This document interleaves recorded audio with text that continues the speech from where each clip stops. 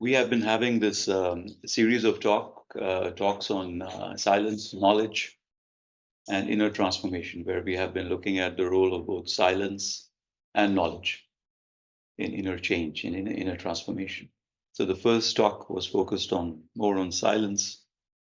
The second talk was focused more on knowledge and knowing, and the difference between knowing and believing. And we also talked about faith.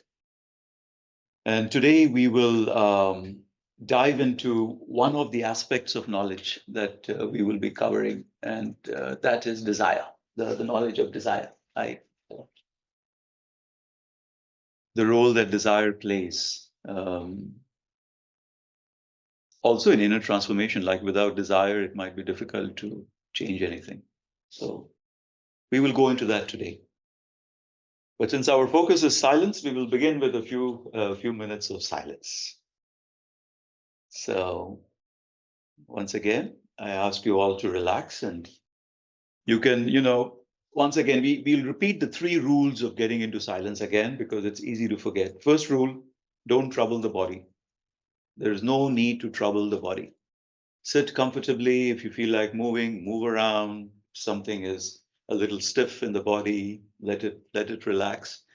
We have these pillows below your feet. You can use them if you want. You don't have to use them if you don't want. But so make the body comfortable. Second rule, and probably the most important rule, don't try and control your thoughts. Don't try and push away any thought. Don't try and hold on to any thought. Let thoughts come and go and come and go. And the third rule, try and slip your awareness beneath the thoughts. Because beneath the thoughts, there is silence. Silence is the vessel in which thoughts enter. It's the room in which thoughts, emotions enter. It's already there. So just try and slip beneath the thoughts and feelings and emotions to touch that silence, that room, which is always there, pure consciousness.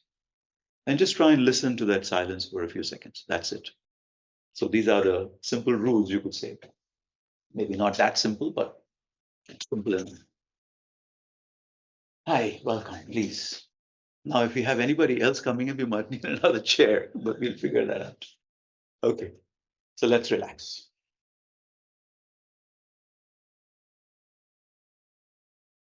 Allow the body to relax. You can close your eyes if you wish. Keep them open if you wish. Some people prefer to keep their eyes open, and there is nothing wrong with that. And some people prefer to keep their eyes closed, and there is nothing wrong with that. So whatever works for you, and allow the body to relax. Pay attention to any tension that may be sitting in the muscles of the body.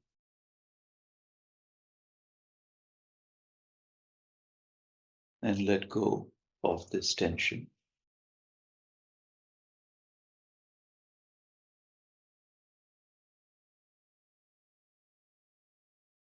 Relax the muscles of your legs.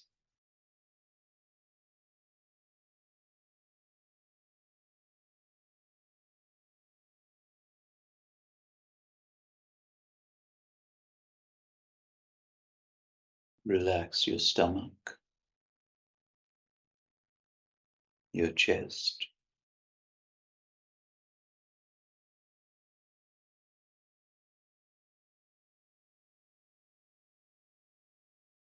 Relax your shoulders,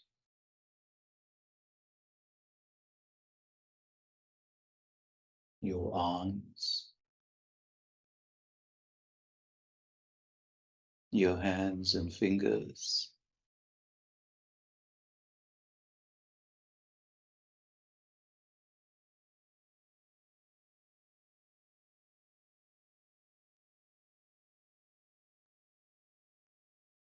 Relax the muscles of your neck.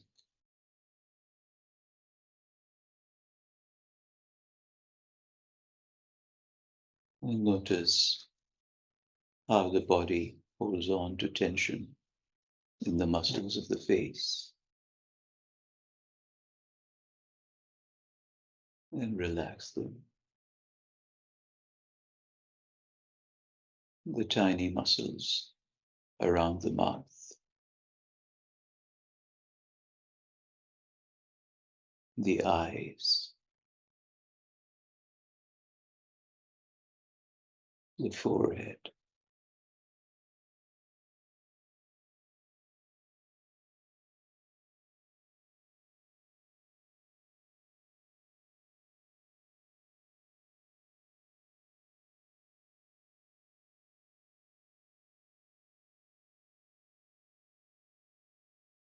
And pay attention to the sounds, sensations coming from around you.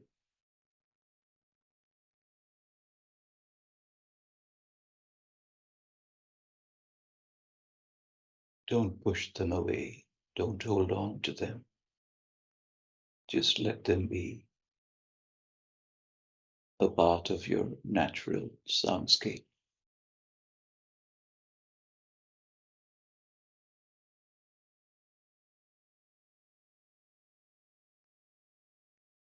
Just try and listen to the silence beneath.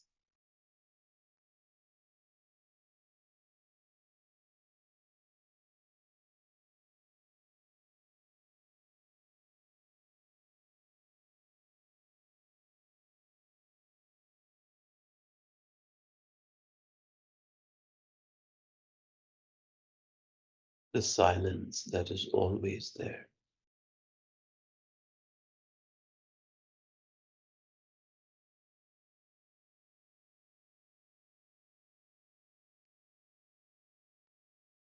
The silence of consciousness.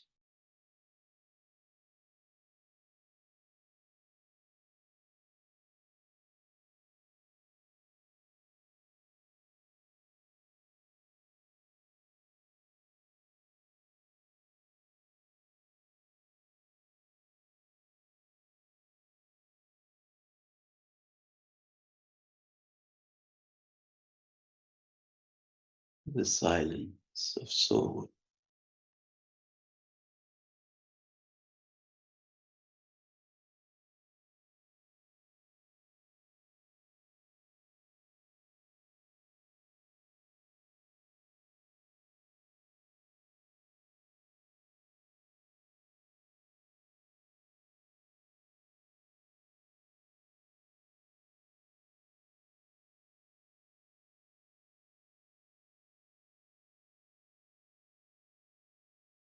Try and listen to this silence effortlessly.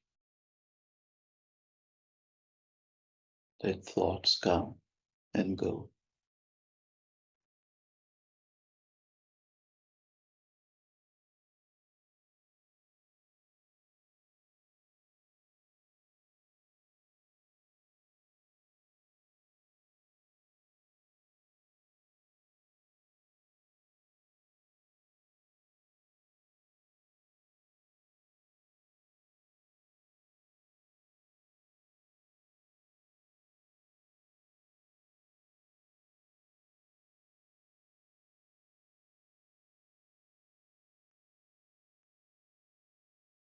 Keep the focus on the silence for a few seconds.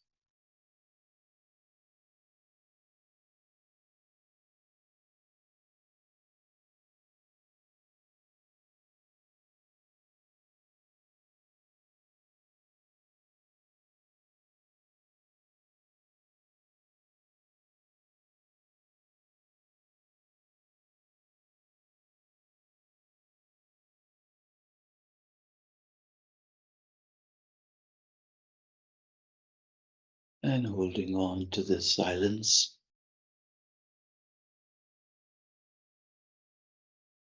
allow yourself to gently bring your awareness back to this room, allowing your eyes to gently blink open. Look around you if you can. Make eye contact with one person and smile. So today we will talk about desire. Try and capture it here. Of course, our main topic is silence. And in the previous session, we had talked a little bit about how in silence we can become aware of our desire, what we want to do. We can become aware, and desire can be of different kinds. Of course, today we will try and go deeper into the anatomy of desire. What kind of desire is really our own? Because desire, there is a lot of energy in desire, right? We would say that all creation requires desire. Without desire, there is no creation. But then we can also argue without desire, there is no destruction. Destruction also requires desire of some sort. And some destruction can be good, and some creation can be bad. So just because something is being destroyed doesn't necessarily mean that it is bad. Sometimes we have to destroy the past to create a future. And sometimes we create things which are not very useful for us or for anybody else, right? So we will try and look into this, and I will share some of my experiences as usual. Everything is based on my experiences, so obviously there are limitations to how much you can apply these things. But we know, let's try and capture a few things here, right? Desire is very important for any kind of motivation.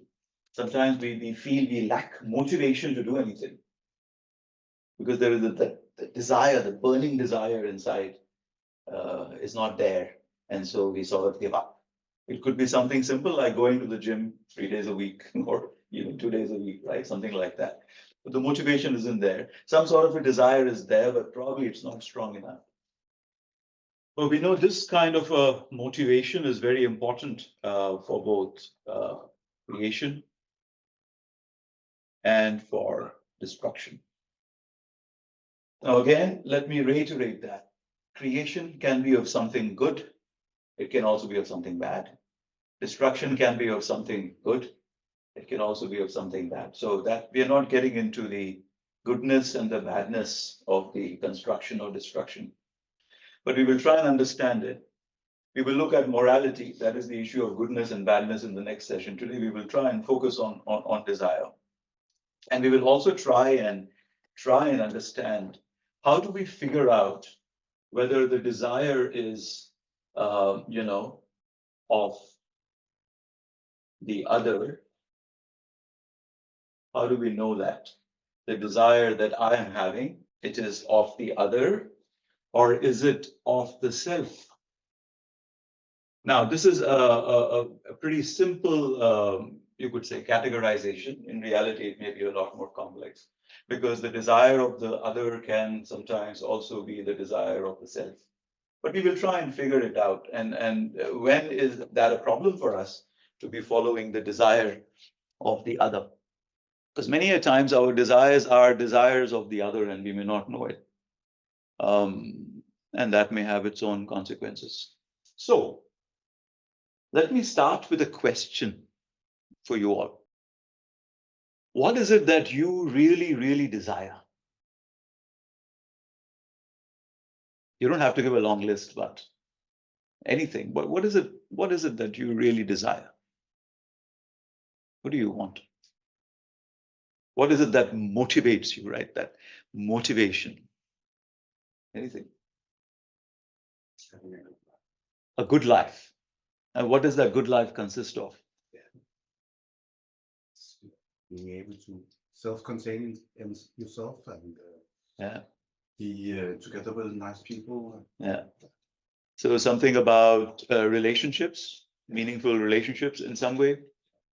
And you also said taking care of the self, being self-sufficient.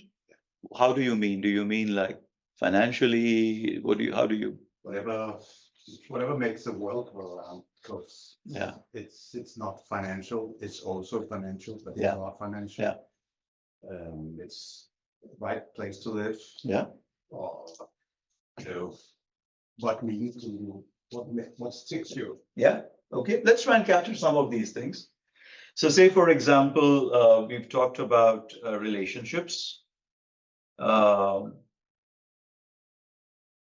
most of us would want some sort of a relationship, right? It's human beings, especially I think even many animals, there is this natural need. Um, then you also, of course, one important thing that we can also talk about is money. It's important. We need that to take care of things. What else? So living in accordance with my purpose. Living in accordance with purpose. Okay, let's try and also capture that. So there is this experience of purpose, meaning, something that gives me meaning. Yeah. What else?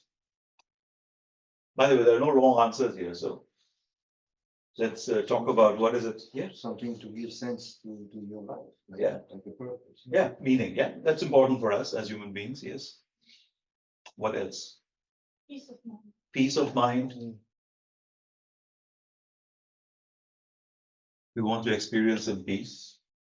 Anything else? Happiness. Happiness. Yeah.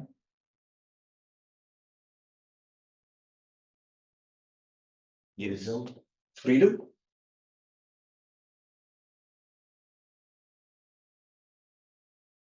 Anything else coming to your mind? And health, Good health, healthy life, good physical health. and nutrition, and Yeah. sport and activity. Yeah, okay, we'll also capture that.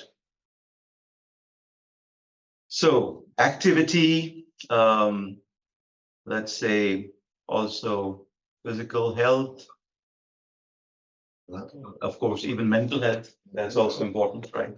Yeah. Physical, yeah, Awareness. sorry, Awareness. awareness? What do you mean by awareness? To be awareness. Continue. To be aware. Yeah. But like, do you mean like understand or have any kind of an insight or, Awareness from the mind. okay, just being aware All right. fundamentally. Okay, all right. All right, Living right now. yeah, being in the moment. Yeah. Okay, yeah, fair enough, fair enough. So there are many things we want, right? We can of course also talk about having a certain job or a career. It's very, very important for us and so on and so forth. I'm running out of space, so I'm going to stop here. But the idea here is that there is a desire for something that is an end in itself. And then there is a desire for something that can be a means to an end. There is a desire for something that is an end in itself. And then there is a desire for something that is a means to an end. Now, many things we desire for themselves, I think most human beings all across the world, if we ask them, I don't think there is anybody who would say that we don't want to live a meaningful life. Everybody wants to experience meaning in some form. There might be a difference in the way we construct and experience meaning. The form of meaning may be very, very different. But in essence, everybody wants to experience meaning. Everybody wants to experience some sort of an experience of, you could say, even love, an experience of respect. Would there be any place in the world, you think, that people will not want to experience respect? Any thoughts on that? But the way we express and experience respect can be very, very different. So we'll start with this. It's something very basic, probably also very, very simple. So I grew up in India, right? If I would sit like this, showing my foot to Matilda here, that would be considered bad manners. Question of culture. Yeah, it's a question of culture, right? So this is disrespectful. But Matilda probably doesn't care right now because, it doesn't really matter. There are certain cultural forms of the expression of a core yearning of respect. And we will call these ways of expressing our core experiences as form. And we will talk about this as essence. Essence The essence of desire is something core, something deep, which is quite universal. And all across the world, it is quite similar, you could say. There are certain core experiences we all want. The form in which we experience them and the form in which we express them can be very, very different, sorry, and also difficult in some cases. And very often, this essence, we can say, we express and we experience through form. So, for example, the experience of love is often in some relationships. It could be the relationship with my parents, it could be the relationship with my siblings, or with a girlfriend or a boyfriend or a wife or a husband, whatever it is. The relationship becomes the form of the experience and the expression of love, for example. We all, most of us would like to have some meaningful job, a meaningful career. And the job, the career becomes an expression of meaning, the essence, or purpose, you could say. We all want to experience happiness, and we may experience it in different ways. We may experience it through certain activity, different kinds of activities. It could be sports, it could be a hobby, it could be whatever it is, different ways of experiencing it. So, and because the form is so important to experience essence, we also then become, in time, we become attached to the form. Because without the form, it's very difficult to experience the essence. I want to experience love. But how do I experience love outside the relationship? It's very, very difficult. There is somebody that I have a relationship with, and in that relationship, I experience love. I give love and I take love. It's very, very important. And so because the form is so important for us to express and experience who we are deep inside, we become attached to the form. And when we get attached to the form, we can have various difficulties emerging from that. Then we are afraid of losing the form. We are afraid. A lot of fear comes, we can say, anxiety, we can say, from this experience, because we are afraid. I have only experienced, I'll share an example. I believe, we talked about belief last session, right? I believe, and I also feel, I think sometimes, an important value of mine is love. It's very important to me. I feel that's like the center of the world. The most important thing in the world for me, love. This care and affection for other people. Very, very important. Now, over time, I have experienced love through certain relationships. One relationship has been with my mother. And my mother is ill now, right? So I think a lot about her. It's been through her. And I remember some years ago, this was many years ago, mom was ill. She wasn't seriously ill then, just a small infection of some sort. Took her to the doctor, and the doctor gave her some medicine, came back home, gave her the medicine.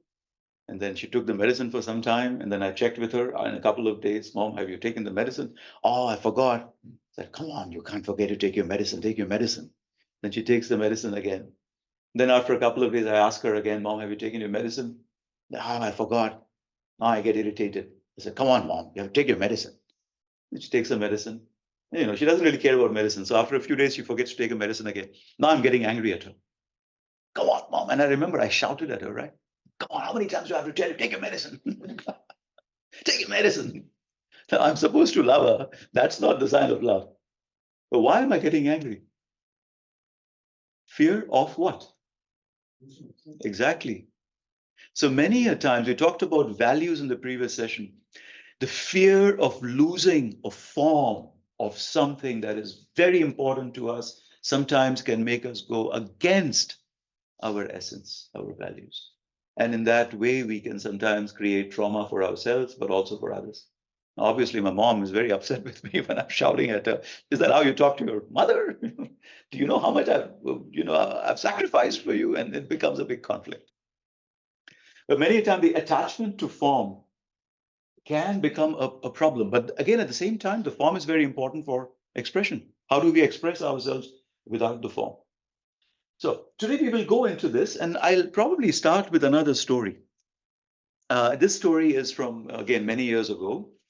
And this is of a former client of mine when I used to have some sort of a psychology practice. This was in India, where I was at the time. And this young girl, she sought some help from me because she wanted to be in the police service, So the way it works in India, at least, is that you have this very big exam that you have to qualify in. And if you do that, it's very, very competitive. So you have hundreds of thousands of people writing the exam, and only a few hundred qualify. And then from these few hundred, you have people in the administrative services of the state, right? The government. So you have all these people working, running the municipalities and the regions and all that, like we have in Denmark, but the people who are running that, but also the people who run the police and people working in the foreign embassies and all that. Anyway, she was very interested in becoming a police officer. And for that, there is a big setup there. You have to join some coaching institute, you get trained, and then you crack the exam, and then you become a police officer. And you're already entering the police force at a very high level. So you're not a police constable, you're already an officer in charge of a few police stations and a few police constables. So it's a very difficult exam. But anyway, she wanted to do that. But what happened was, when she registered for the coaching, she was going for the exams and she was doing very bad. And in the classroom, she was doing very good. Her teachers were very happy with her. Her classmates were learning from her. But when it came to the exam, she was underperforming. And she couldn't understand why this was happening. So she set some sessions with me and she said, I don't know what's going on. I know I can do it. I want to do it. I have the desire, the motivation to crack this exam. And I want to become a police officer because I believe I can do so much good for the world. It's meaningful for me. That particular job is meaningful for me because I can express my values. I can do something good for the world. But the moment I am, attempting the exams, I'm not doing well. Why is this happening? I don't understand. And my first thought was, well, do you really want to be a police officer? But of course, I wouldn't say that to her. We had a few sessions. After a few sessions, she had a dream. Dreams can be very interesting. Sometimes they can give us an insight into something quite powerful. So she had a dream, and she remembered the dream very clearly. Simple hint, by the way: if you remember a dream very clearly, there is probably a message there in that dream for us. She remembered that dream very clearly. What was the dream? She was walking through a forest, and as she's walking in the forest, she comes across a tiger. This is India, right? So there are some tigers at least in some forests. So she comes across a tiger. She's looking at the tiger. The tiger is looking at her. There is nothing. She's not feeling any fear. She's not feeling the need to do anything. She's just looking at the tiger. The tiger is looking at her. And then as they are looking at each other and admiring each other, suddenly she hears a lot of sound coming from far away, and she sees a crowd of people running down the hill, shouting, kill the tiger, kill the tiger, kill the tiger, kill the tiger. And then she thinks, oh, I have to kill the tiger. And then she's looking around for something to pick up and kill the tiger with. And then the crowd comes close, and in front of her crowd is her cousin. Everybody comes in the dream sometimes. So her cousin, one of her cousins, is leading the charge. Then he comes in front, he kills the tiger. Once he kills the tiger, everybody lifts him up, carries him away, saying, oh, he's killed the tiger, he's killed the tiger, he's killed the tiger. And she's standing there thinking to herself, why didn't I kill the tiger? So silly, I should have killed the tiger. End of dream, right? She wakes up. So normally in such a scenario, what we do is we will look at different objects in the dream, because every object in the dream is a symbol of something else in our life. Normally, that's the hypothesis. So for example, the tiger is a symbol of something, the forest is a symbol of something, the cousin is a symbol of something, the crowd is a symbol of something, all these different symbolism.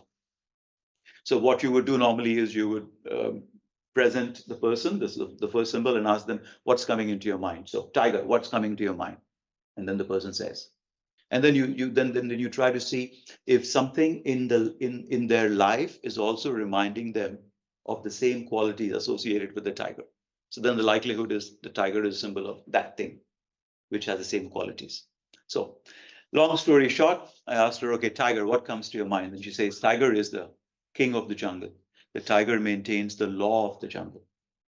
People are afraid of the tiger, but that's good, because then the tiger can maintain the law of the jungle. And then I asked her, okay, what brings to your mind when I say law of the jungle, maintaining the law of the jungle? Then pat comes the answer, the police officer. The tiger becomes a symbol of the police officer. Um, but she said, yeah, but then when I first saw the tiger, I didn't want to do anything. Does it mean I don't want to be a police officer? I don't know. Let's explore it further. Then we say, okay, what about the crowd? She says, yeah, my cousin. I don't know why he came into the dream. He's a totally useless fellow. He doesn't do anything. He's totally lazy. He's a big burden on his parents. He just does all wrong things. And then I say, okay, who do you think in your life are lazy, not competent? And Pat comes the answer, my classmates. Because she believes they're not really competent, but she's afraid they will get that position. She will not be able to get that position. And then she says, but then when I first saw the tiger, the first time I wanted to kill the tiger wasn't when I heard people saying, kill the tiger, kill the tiger. Anyway, again, a long story short, the crowd coming down, the voices of society, the voices of the other telling me what I should do in order to be somebody in this world. And okay, so we will talk about that, right? We all desire in some ways to experience some sort of subjective security and self-worth. And this self-worth is often associated with external standards, standards of the other in the world that I am taking in. And I may not even know I'm taking them in, but I'm taking them in. So then I asked her, well, tell me, when did you first want to become a police officer? She said, I've always wanted to be a police officer. I said, well, that cannot really be true. You can't come out of your mother's womb thinking I'm going to be a police officer. That's probably not true. So when did you really begin? And she says, I don't. The thing is, again, many of our memories are gone, right? Our childhood memories, we don't remember. Below the age of 5, we don't remember so much. But she remembered one episode when she was quite young. She doesn't remember exactly how old she was at that time. She's sitting at home. She's watching television with her mom. And on the television, there is a documentary of a very famous police officer in India called Kiran Bedi. She's received many awards for her work with prison reform and all that. A very interesting person. So her mother is telling her, look at her being in such a patriarchal society, being a woman. She's done so much good. It's amazing. Now, what do children want from their parents? They want attention. And then she says, Mom, I also want to be a police officer. What will her mother say? Very good. Of course, she gets a hug from her mother. But children, we seek security very often in our parents, the caregivers. If they smile at us, we feel safe. If they look at us this way, we don't feel safe. We're catching these signals all the time because that is how a child is. And we also know from research that a child who has a secure, safe relatedness with the caregiver, the child explores the world more. And as the child explores the world more, the child discovers his or her competency and is able to develop those competencies. But if the child has an unsafe relationship with the parent, then they are not able to explore the world more. They want that safety. They're constantly looking for that safety. So that's an important thing. But for her now, she knows how to get mommy's attention. Mommy's very busy. Mommy, I'm busy. Let me do my work. Then she goes up to her mom and says, Mommy, what is it? You know what I want to do when I grow up? What do you want to do? I want to be a police officer. She gets a hug. She gets a chocolate. She gets a cake. Somebody comes home. Her aunt comes home. Her mother asks her aunt, ask her what she wants to do when she grows up. What do you want to do when you grow up, little child? I want to be a police officer. Oh, that's wonderful. She gets another hug. She gets a kick. She gets not a kick, but a kiss. And we are learning. We are internalizing the standards of the world, and we may not be aware of it. And we call it our desire. But is our desire really our desire? Look at us. How are we all dressed? All of us are wearing trousers or some sort of a, dress if you're a woman. Why are we not dressed in something else? I have Arab heritage. Why am I not wearing a keffiyeh and a nice long robe? And why don't I have a long beard? I decided to wear a pair of Levi's and this shirt and talk to you all. Where is our desire, even our preferences, right? Where are they coming from? So with this girl, once she recognized that, she came to that realization herself that no, this is probably not what I want to do. I want to do something else. Eventually, she went into marketing, and she was quite very good at it also. But sometimes this is probably a sign that the desire I am pursuing is probably not my own desire. Some signs, and it's difficult to always recognize, but there can be some sort of fear and anxiety related to that particular desire. There can be a sense of compulsion, and compulsion often comes from anxiety. You know, in psychology, we have obsessive compulsive disorders, and they are anxiety disorders. The compulsion is a way to control anxiety. So some people may develop the compulsion of washing their hands again and again and again. And if they don't wash their hands, they feel anxiety. So the hand washing ritual becomes a way of controlling the anxiety. And sometimes when we feel compelled to do something, it is a sign of anxiety. And that probably is a sign that the motivation behind my action is not coming from the self. It is the voice of the other I have internalized, which is constantly telling me how I should be, what I should do. And it is difficult sometimes to separate. So, for example, I am here sharing here my thoughts with you all, running this session. What is my desire? What is my motivation? Where is it coming from? How do I know that it's coming from myself? And how do I know that maybe it's coming from the standards of the world that I have internalized within me, because those standards are giving me safety and security in the world? For example, being liked by others, being considered intelligent by others, being considered capable by others. And if I sit here and talk to you with that desire in my mind, there will be at some level of anxiety inside me. And that will create fear. And that may end up compromising actually my own performance. Because my performance, my behavior is not being controlled by me there.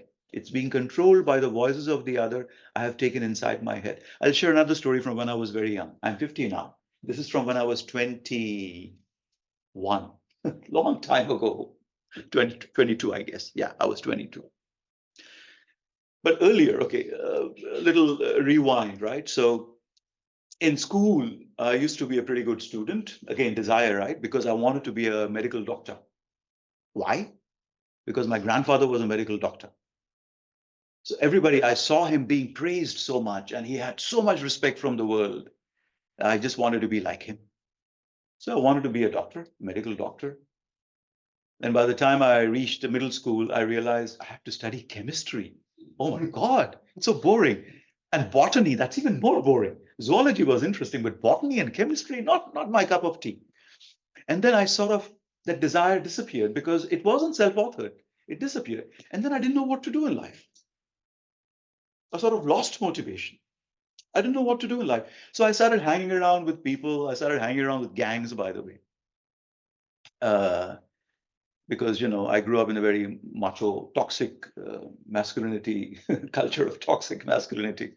So anyway, I used to hang around with these people. I didn't do anything bad, fortunately, but I used to hang around with them. Anyway, my grades went down.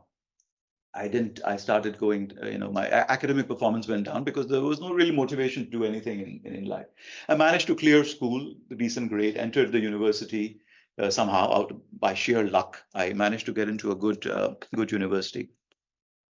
And then I was reading once an article of philosophy, and that changed my life completely. Changed my life completely.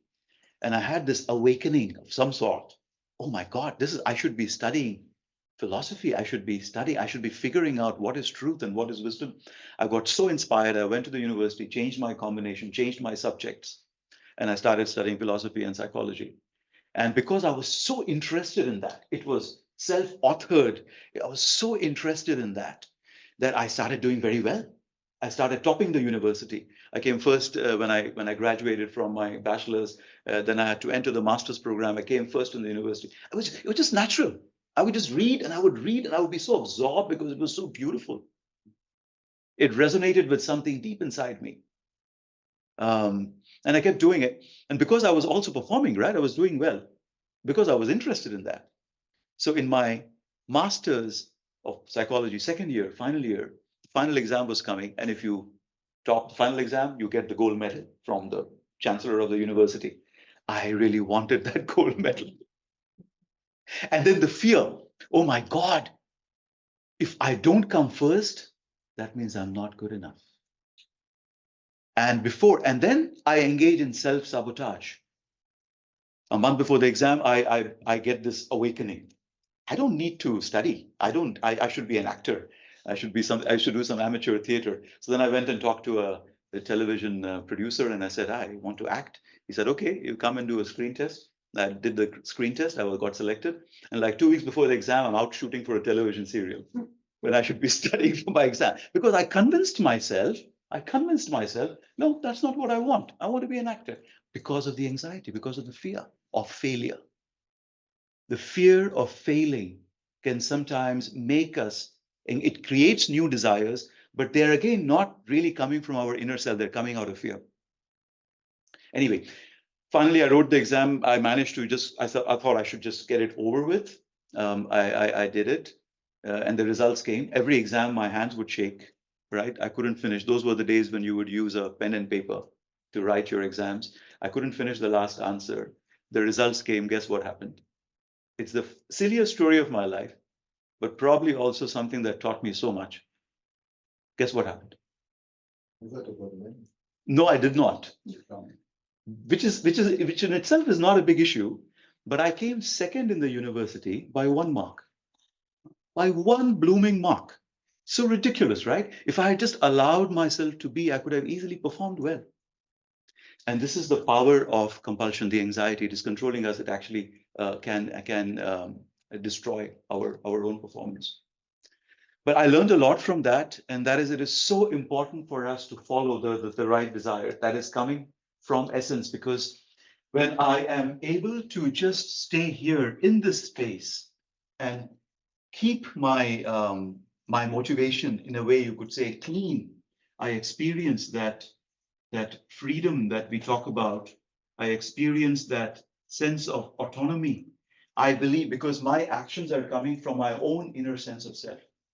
And that also leads to better performance. But yeah, that's a little bit about desire and how to figure out whether our desire is coming from our inner space of self or from somewhere outside us. Because if we are not aware of this, many of us want to change the world. But where is that desire coming from? Because yes, we can create change through desire, but if I'm following the standards of the other, then I end up recreating the world as it is because I'm following the desire of the other and I'm not aware of it. I keep repeating the same things. I start creating the same structures, reinforcing the same structures, and therefore also perhaps continuing this cycle of anxiety and compulsion and following that anxiety, which comes from the desire of the other. I have something. Yeah. I want to share. I thought about that. I have a lot of appointments and stuff that I need to do Yeah. in the psychiatric system, Yes. where I'm like a patient. Yeah. But there's a very huge dissonance. But it's a lot of stuff that they think is good for me, but I don't have I feel like, yeah, it's coming from the outside, and I've lived like that for a long time. And I truly want to feel like what it is to be me and what I want. But I think it's difficult, but very interesting. Yeah. But I feel like a very big dissonance in that.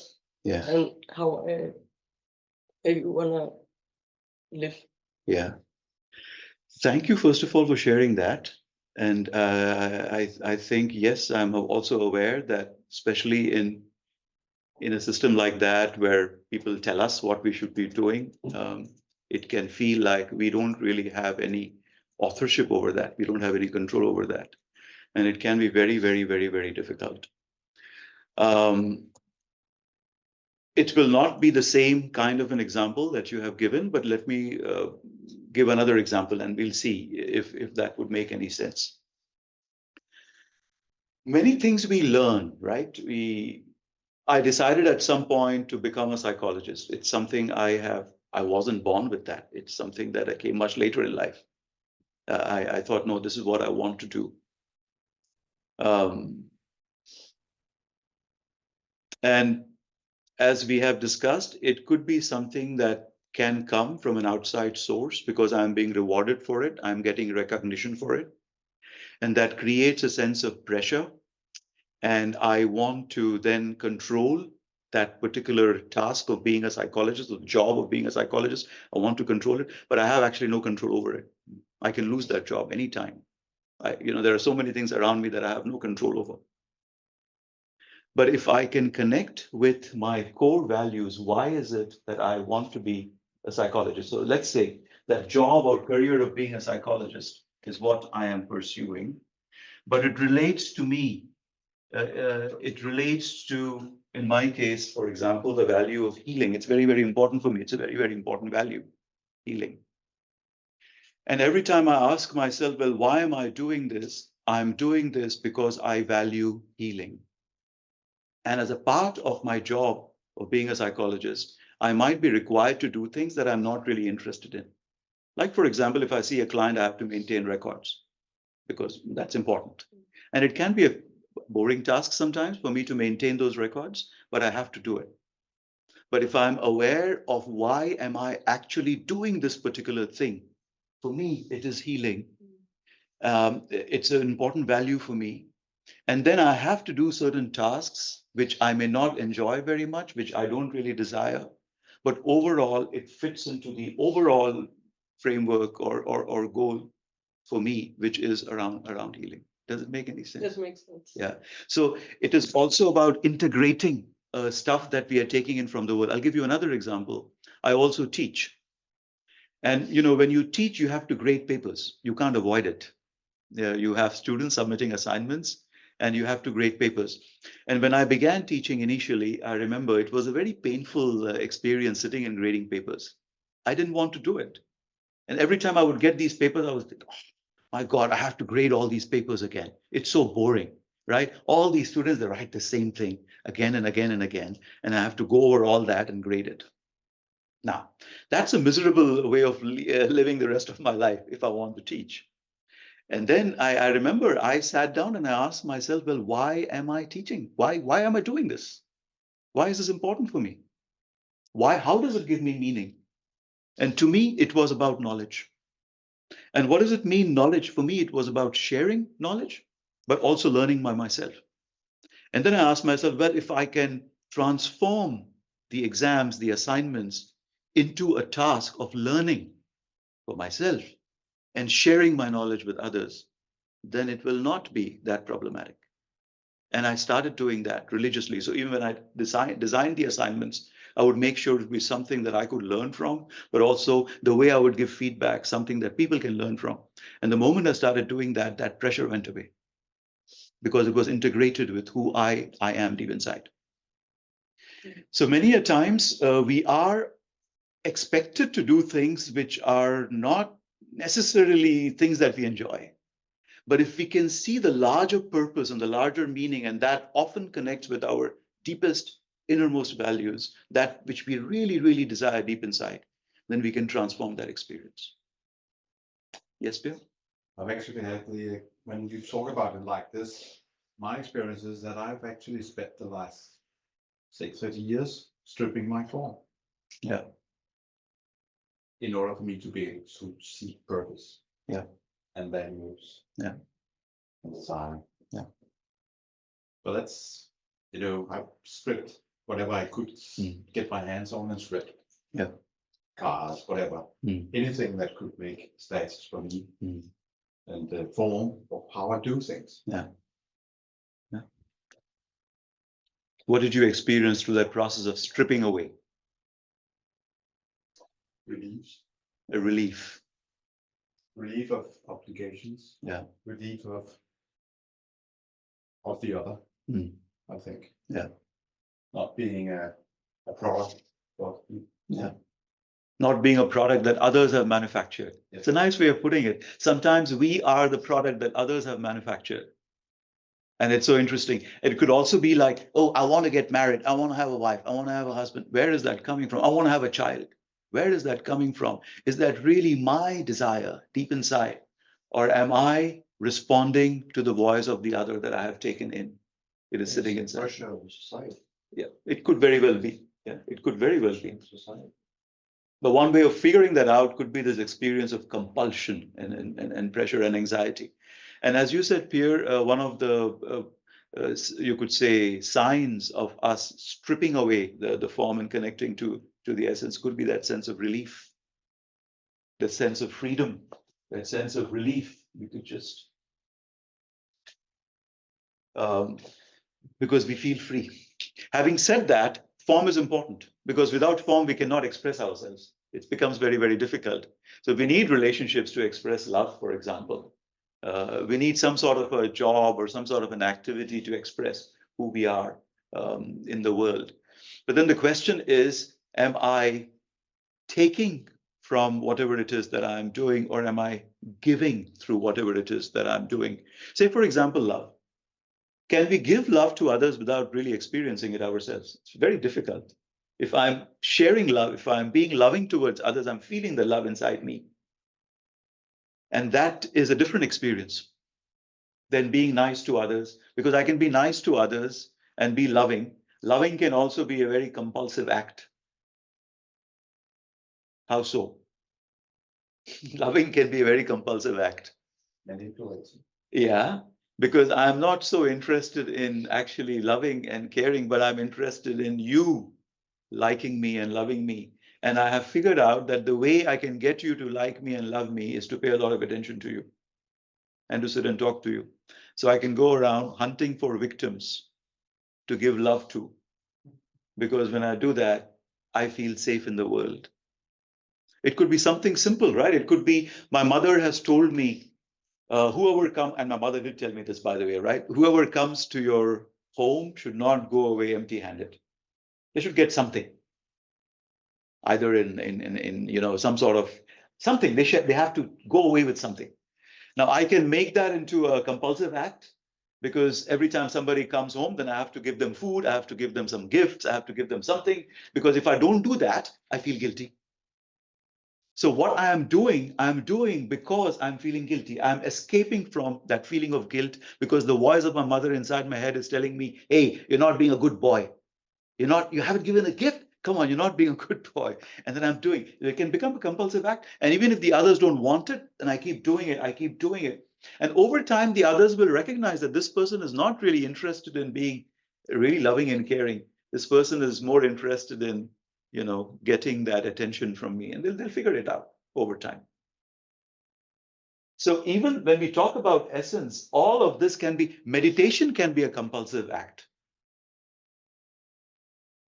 And I remember myself when I started meditating, it was a compulsive act, because, you know, you are told you're a good person if you meditate. You're a good person, right? If you do that, you're a good person. Being a vegetarian can be a compulsive act. I am vegetarian, I'm vegan. That can also be a compulsive act. I'm doing it to satisfy the standards of the world, the standards of other that I have, the standards of others that I have internalized, that are sitting inside me, telling me again and again what I should do, what I should not do. So if I can learn to experience this security and self-worth, you know, I can of course experience it in this way, through the form, through the fixation on form, but I can also experience it directly through essence. And if I can learn to do this, then I can have this experience of freedom and peace. And this is a sign again that, you know, this is coming from my inner self. So even meditation, why am I doing it? Many a times, if I am unable to concentrate in my meditation, there is some desire of the other operating inside me. We get distracted. Why are we getting distracted? Why am I getting distracted in meditation? I'm thinking about what I have to do, what I have to say. If right here, for example, all of you are here, and I start with the 10, 15 minutes of meditation in the beginning, and I'm getting distracted with, okay, what I have to think? Do I remember all the points I have to make? Where is that coming from? That is coming from my fear that you will not find me good enough. And if you don't find me good enough, I don't feel good about myself. So to control you and to control your liking and respect of me, I am obsessing over certain thoughts which are distracting me from meditation. But if I think, for example, that meditation is good for me, Yeah. so it's not it's not compulsive. No. If I think it's good for me because it makes me feel good Absolutely. and more clear. Absolutely. Yeah, absolutely. That's the thing, right? But also, even in meditation, as we say, we know it's good for us because we've experienced some benefits from meditation. But sometimes when we sit, the mind is difficult to control. So, but in this, there is also the secret of controlling the mind. The mind is not, we are not able to control the mind in meditation because the mind is searching for something. And there is a belief that I will find it out there in the world somewhere. There is a belief. So I'm sitting and guiding the meditation and I'm thinking about what I have to say next because I have this belief. We talked about belief, right? Belief can shape desire. We will also try and capture that here. We carry certain beliefs and they shape our desire. Belief is about how the world is. Desire is about how we would like the world to be. But if I believe that the world is like this, that is that I am not safe in the world if people don't like me. That's the belief I have. I may not be aware of the belief. I am not safe in the world. I don't have any self-worth if people don't like me. If people don't think I'm intelligent, I'm competent, I'm loving, whatever it may be. I may carry that belief deep inside me. And that belief will create the desire for me to control your behavior, to control your love, to control your respect, to control, and that will create anxiety. And in the short run, I may be able to do it. In the long run, it can lead to burnout. Very often burnout happens because of that, because we are allowing ourselves to be controlled by the desire of the other that we have internalized. And we call it our desire, but it is not really our desire. How is hope integrated in this paradigm? Very interesting question. I don't know. I haven't thought about that, Pia. I'll have to think about it. And there's a question online as well. Yeah, go ahead. Thank you. Actually, there's two, and Yes. they're kind of related, so I'll just read out both of Yeah, them. yeah. So the first one she posed is, how do we discover what we really want to do in life? As there are so many confusing factors. And then she's followed up with, how do we develop that self-worth that is not being fed from others' validation or being dependent on the external factors? Yeah. So let's start with that, and maybe that relates to hope in some way. Let's see if it does. So the first question was, would you please repeat that again? Yes. How do we discover what we really want to do in life as there are so many factors causing confusion? Yes. That's the first one. Mhm. And the second one was? So, The second one yeah, was? just scrolling down here. Yeah. How do we develop that self-worth that is Okay, not being fed got from it. others? Yes. All right. Let's try and address these couple of things then. Firstly, how do we know what is it that we truly desire? Very difficult thing, I think, and it's probably one of the most difficult tasks we have as human beings. I would say, in my experience at least, the practice of silence becomes extremely important. Because in silence, what we are doing is we are separating ourselves from the pressures of the world. All the thoughts coming inside our mind, we are letting them be, but we are slipping beneath them and we are touching that base of silence, that room which is there before thought is, that room that is there. We are touching that. And over time, we create a distance between that experience of silence, we call the soul, and all the thoughts that are coming into the mind. We create a distance. And when we create that distance, we are able to see them from a distance. When we are able to see things from a distance, we are able to better understand What is it that I really want to do, and what is it that it's not me, it's somebody else telling me what to do.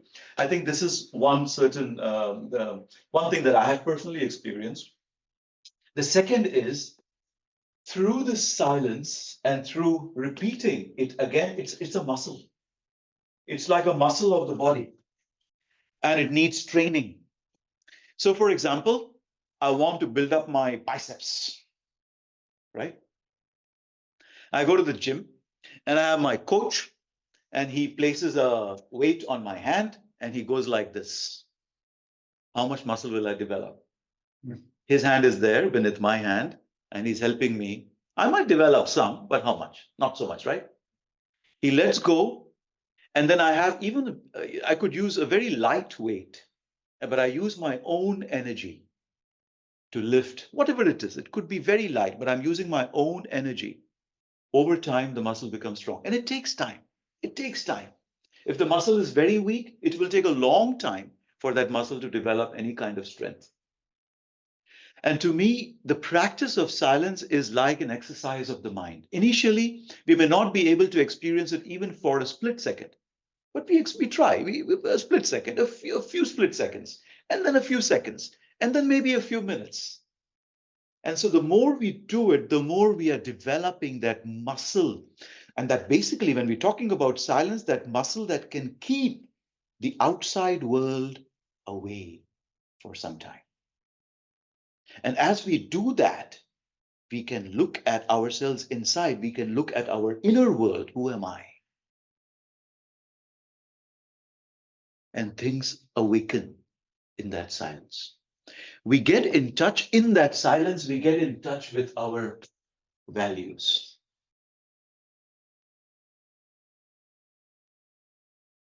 Right? And then we can align these values with our desires. Because desire sometimes can take us away from our values. Desire can also be destructive. I may have the desire of, I don't know, acquiring a lot of money or a certain amount of money, and then I end up doing something which does not give me really any great meaning in life, but I'm doing it. And then I can convince myself. The mind can be very tricky. I can convince myself, no, it is meaningful, it is meaningful, it is meaningful, because I've invested so much, time and energy into it. And I can keep doing that for so many years, so many years, so many years. And then I end up being tired and burnt out. What's the point? And it's difficult because the voices of the other, desire is often the desire of the other, especially if it's creating anxiety and fear and compulsion. It's the desire of the other. It's not my desire. It's the desire of the other. And if I'm following the desire of the other, I am creating the world in the image of the other. In some religious texts, they say God created the human in his own image. But sometimes we create the world in the image of the other, not in the image that we truly want, but in the image of the other. Whatever the world has decided, we create that world again and again and again and again and again. And then we say, then the world is a problem. Yeah, but we are a part of that creation. So yeah, to answer that, I think the practice of silence, and that's why I think the entire theme of these talks is silence. But silence in itself is not enough. We also need knowledge. Today we've talked a little bit about desire, but that also relates to values, our inner values. Who are we really deep inside? What is it that really gives me meaning?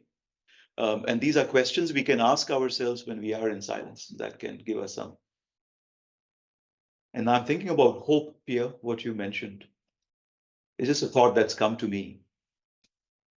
But maybe if we, all human beings in the world, all the human beings in the world, maybe not all, let's say, many human beings in the world, there is an interesting theory around change, social change, any kind of change. They say you don't need the majority to create change. You need critical mass. You need just enough people to do that work. And then it takes on a life of its own, change. So I'm thinking, if a significant number of us, Homo sapiens, if we can really practice going deep into the experience of soul, the experience of silence, and rediscover who we really are deep inside, our values, and we learn to author our own life, write the story of our own life, there is perhaps hope for humanity. But if we are constantly engaged in repeating the existing belief systems in the world through our actions, then probably we have a problem. We talk so much about climate change. We talk so much about so many things. We talk about all these conflicts going on in the world. There's so much trauma. There is so much trauma, so much pain. And then people dump this pain on others because they don't know what to do with it. But if we can go deep into silence and allow that healing to happen, and perhaps, Nikki, you talked about this, even experiencing, getting in touch with our values requires this healing, which I feel can happen in the deep experience of silence. The list under essence seems a lot like a list of values. Yeah. Yeah. So, and it seems that what you say is that these can give you clarity when making decisions, Yes. right? So, how do you deal with conflicting things? Like, for example, in a job, let's say you have peace, you have freedom, you have yeah, but you don't have purpose. Mm. How do you deal when not everything is met? I know, I do realize that not everything can be met by one of the, what did you call them, forms? The forms, yeah. That you do need to go around. But a job is a substantial part of your life. It's like 8 hours in a day. Yes. How do you figure out when to make the change? You have a lot that fits, leaving like the perfect, you might not get a thing. I think I understand what you're saying. Yeah. So I think it's, in a way, I would call it a moral responsibility towards ourselves to find a way of living where we can be our full selves. Because when we are our full selves, we can also give to the world. And if my career, my job is not offering me that entire experience of meaning, then I might have to, it doesn't mean I have to leave the job. I don't think so. But I can find other ways. I can create time to do stuff that is meaningful for me. You do it outside. Absolutely. Like, for example, I'm running this. Like art. It could be. I'm running these sessions. I'm not making any money out of it, but I also need to make some money to live. So I have a day job or, a weekday job, whatever it is. But I also want to do this, and I don't want to make money from this. And so I find my time to do it. And I think that is important for us. For some, it might be quitting and starting something else. Some people have done that. Pierre, I know, has done that a few times, right? Getting rid of stuff that doesn't make any sense and starting something new, which is more meaningful to you. One can also do that. But one can also find, because the reality also is we also have to be practical sometimes. That which gives us a lot of meaning might not be able to give us an income. That can happen. And so we find our way. So I would say, yes, you're right. There can be conflicts like that, but then it is our responsibility in some way to address it and integrate it. Yeah. Maybe the fear Can be tough. also of losing the job and the security. Sometimes we have a job which is kind of security, Yeah. which not fulfill us. And Yes. then, like we have no other choice. But then if you think about it or if you work on it, maybe after you decide one day you quit or whatever you do, and then your life will change. Or Yeah, very much. Sometimes we also have to take a leap of faith yeah. and just go with something. But I'm not recommending anything, by the way. So, Okay. so again, we have to figure it out for ourselves. Like I shared that experience, I think, in the first session here. Um, the way I came to Denmark, I just came. I didn't have any job. I didn't know anybody here. I just came. I had a very nice job. I just gave it up. And I came because I sensed that that is what I needed to do. So it was a leap of faith. And I think it was the right thing to do. And now I can say it was the right thing to do. Maybe if I had difficulties, then I would have said, oh, that was a terrible thing to do. But yeah, sometimes, Søren Kierkegaard, he talks about this leap of faith quite a lot. Every time we make a decision, we're taking a leap of faith. So yeah, sometimes that leap of faith is maybe needed. Yeah. But in other moments, maybe a more practical solution, which is not that radical, may also be good enough. Again, I think the only one who can give that answer is the self. And the more we can experience going into that stillness, the more clarity I think we can get. Yes, and that'll be probably our last thought for today. Yes. It's just a thought that I'll add to the question about how to identify your Yeah. purpose. Yes. As you mentioned silence, and for me, my experience has been a noisy kind of silence. Yeah. We could call flow. Yeah. It's going into this passionate flow when you do something and discover that you are in flow. Yeah. Personally, I've experienced that. That has been close to something very meaningful for my life. Yeah. And Bo, I think you have touched upon something important, and thank you for bringing that up, because it's not just silence. I mean, that is just, you could say a starting point that can help us in some ways. But we talked about this actually in the previous session, experimentation. Experimentation is important. Without experimentation, it's difficult to really figure out which way to go.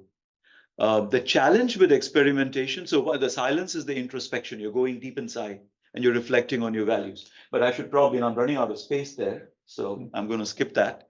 But along with that introspection, it is there on the board from the last session. We also need experimentation. We need to do things and figure out. And you're right, Bo, that's the experience. You experience flow. And when you experience flow, what is happening is you are in touch with your inner self. That is basically what it is. You're in touch with who you are deep inside. And then there is this, in flow, you are not even aware of yourself. You are so absorbed in the activity, in the particular action. You're just going with that experience.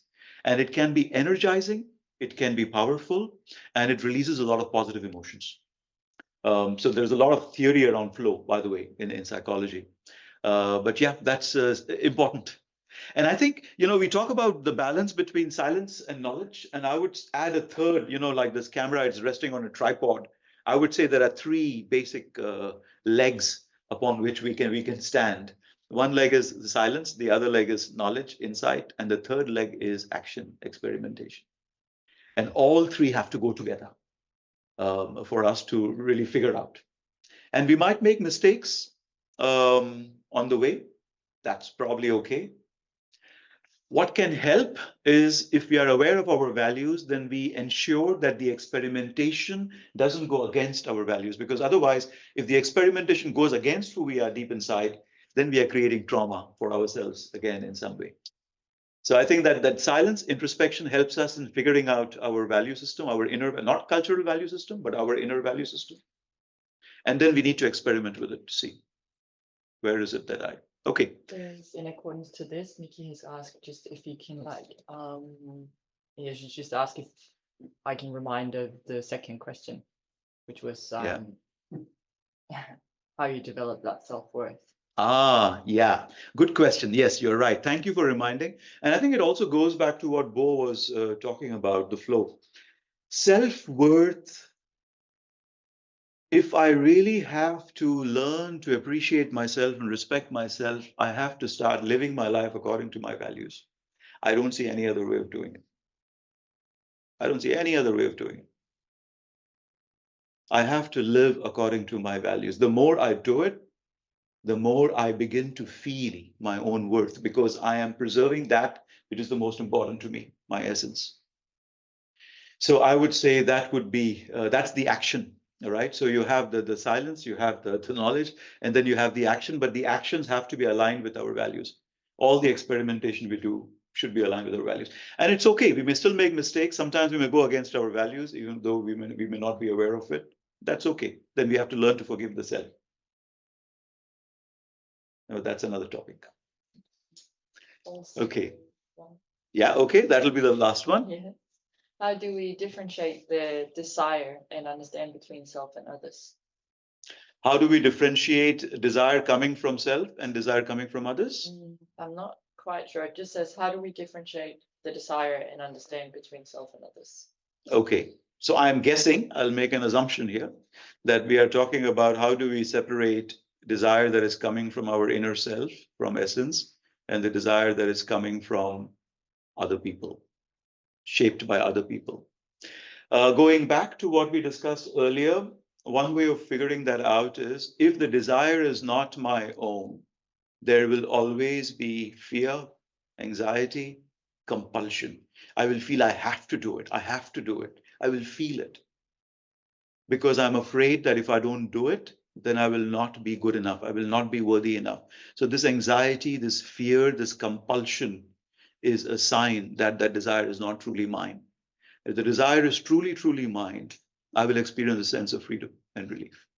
Okay, so once again, let's remember the three rules. First rule, don't trouble the body. Keep it comfortable. Second rule, don't try to push away any thought. Don't try to hold on to any thought. Third, slip beneath your thoughts, feelings, sensations, and emotions to that experience of stillness. That is the soul. And fourth step for those who would like to work with it, in that stillness, place yourself in the presence of the divine and allow the divine to work through you and to heal you in that deep silence. So we will try this out now. So let's relax once again, sit comfortably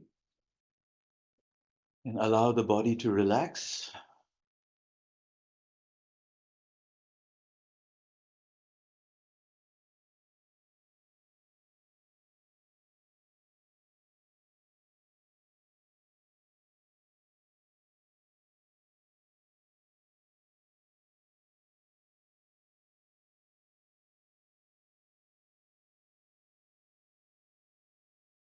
Notice the thoughts lingering in your mind,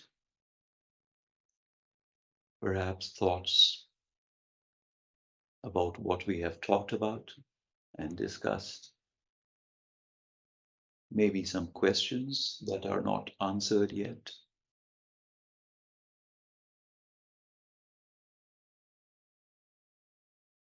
Imagine all these thoughts are like particles of sand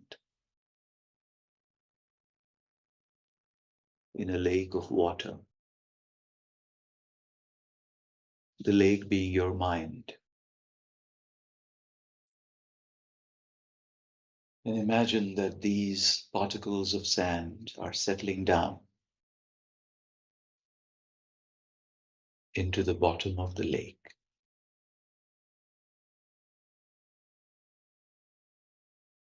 So all these thoughts are still there in the mind, but they settle down into the bottom of the lake of the mind.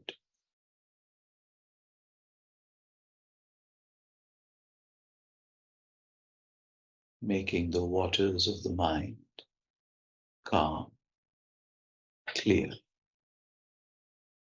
still.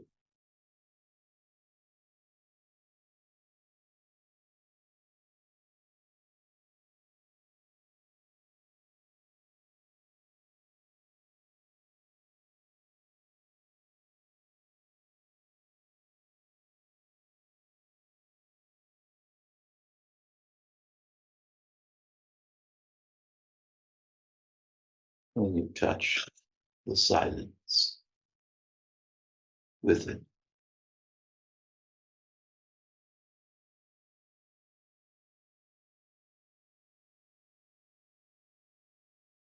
The silence of soul.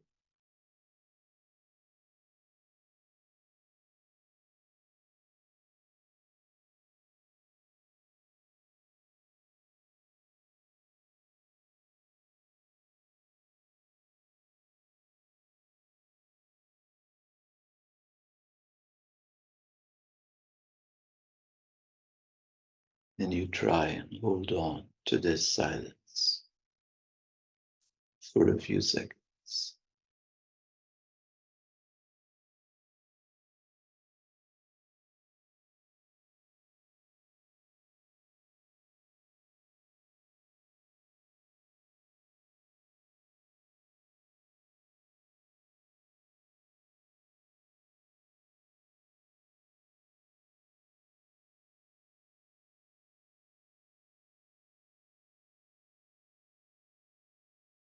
And if other thoughts and sensations emerge in the mind, see them again as particles of sand.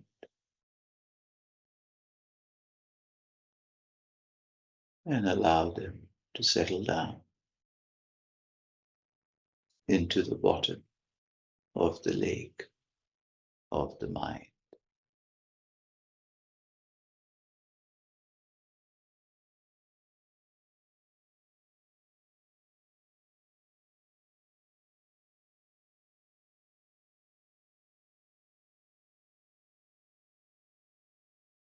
And in this deep silence,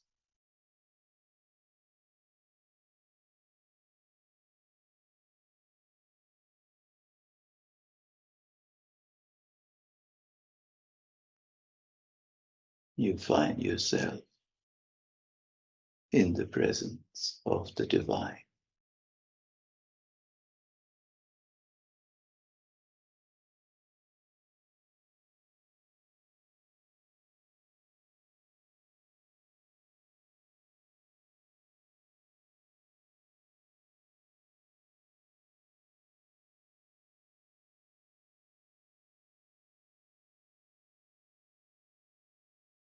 And you allow yourself to feel the flow of this healing energy.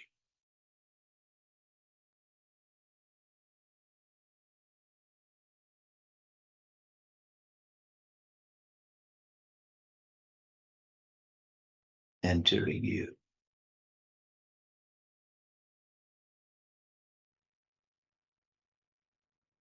filling you up.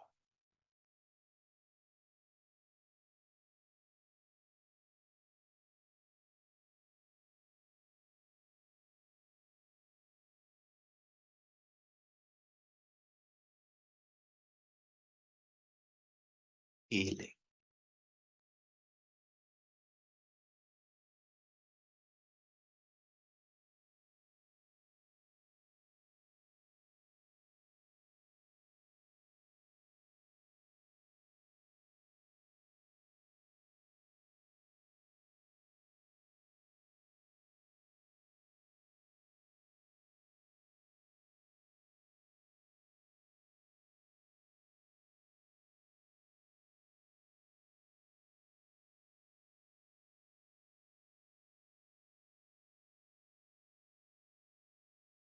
Restoring your authority.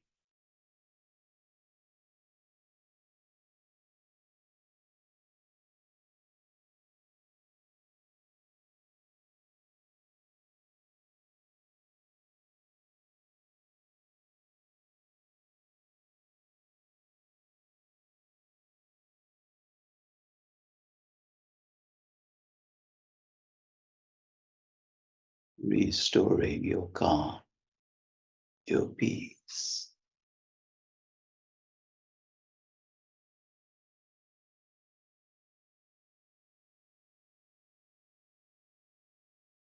Your inner center.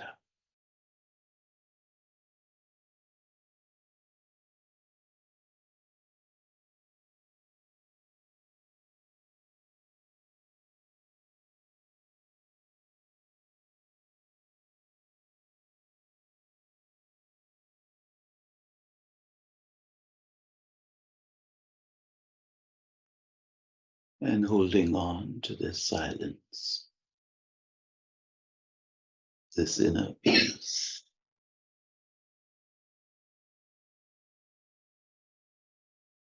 And holding on to your connection with the divine.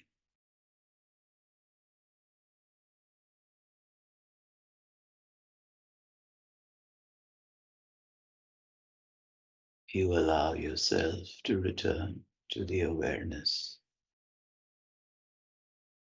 of this room, sitting on this chair, ready to engage with your world once again. You allow your eyes to blink open. So maybe 3 things that we have 3 weeks before the next session, which will be on morality, our understanding of right and wrong. We will go deep into that because you talked about the conflict sometimes desires create, because sometimes we see some desires as wrong and some as right.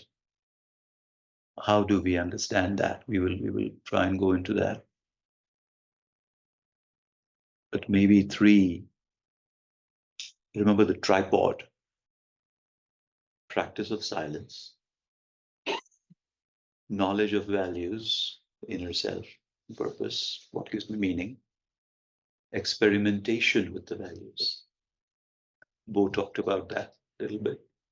Experimenting in action with our values, but ensuring our values are aligned to our actions. So maybe we can experiment with that over the next 3 weeks, and then we'll meet. Tack for i dag. Thank you.